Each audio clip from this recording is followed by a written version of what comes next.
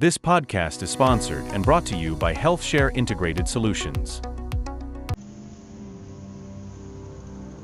It was a sweltering afternoon in Lagos, and the General Hospital's wards buzzed with an unsettling mix of chaos and apathy. Mr. Emeka, a middle-aged businessman and father of three, lay on a creaking bed in Ward 7. He'd been admitted 2 days earlier with severe abdominal pain and a suspected case of acute appendicitis.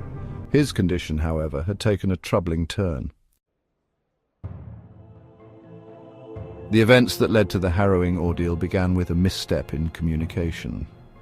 Dr. Ibrahim, the junior doctor on duty, had examined Mr. Emeka earlier that morning. The surgery needs to happen within the next 12 hours.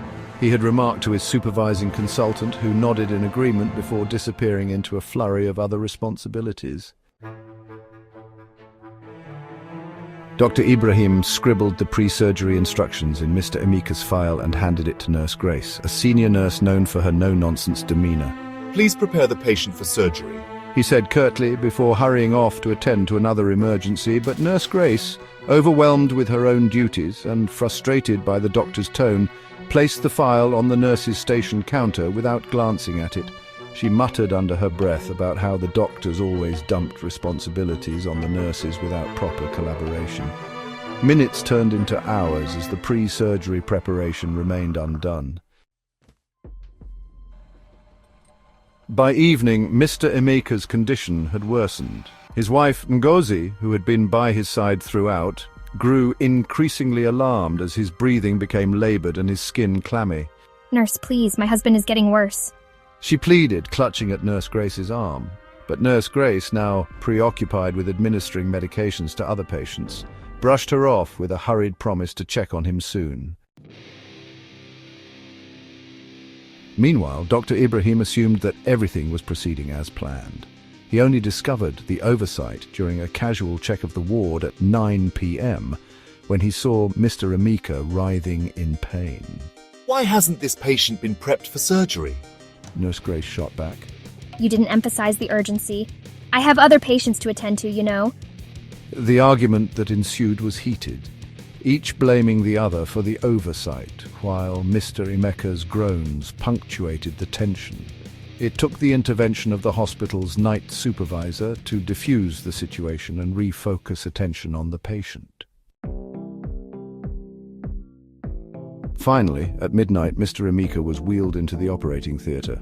The delay, however, had caused his appendix to rupture, leading to complications. The surgery, which should have been straightforward, turned into a 4-hour ordeal as the surgical team worked to manage the infection that had spread through his abdominal cavity. For days after the surgery, Mr. Emeka remained in critical condition, battling sepsis. His family's prayers and his sheer will to survive became his lifeline. The hospital staff, chastened by the near tragedy, displayed a renewed sense of collaboration in his care.